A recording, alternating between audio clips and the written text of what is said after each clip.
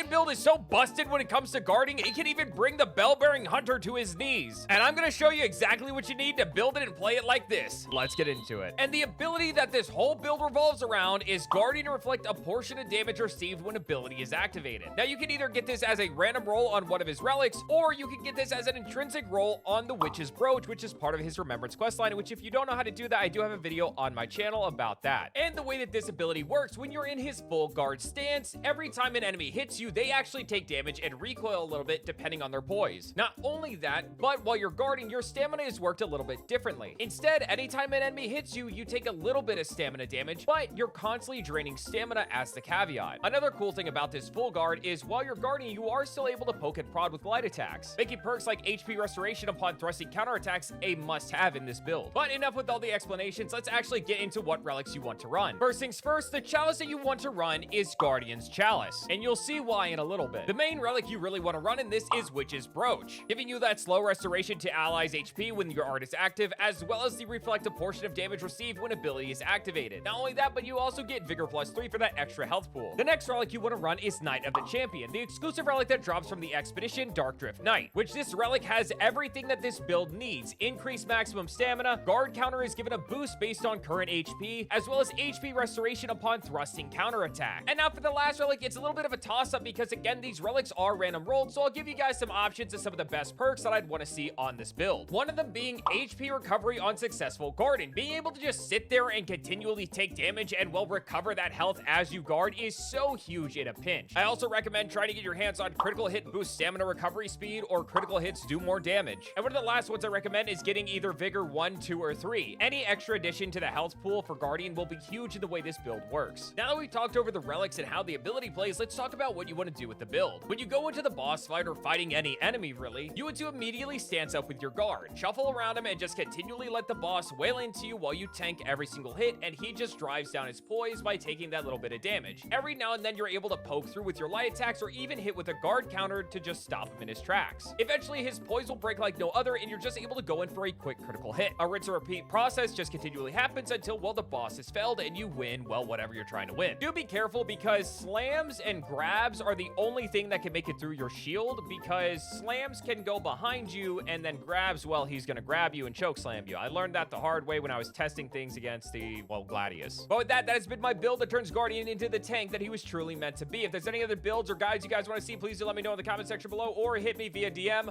I'm always reading them. And with that, I'll catch you guys in the next one. Peace.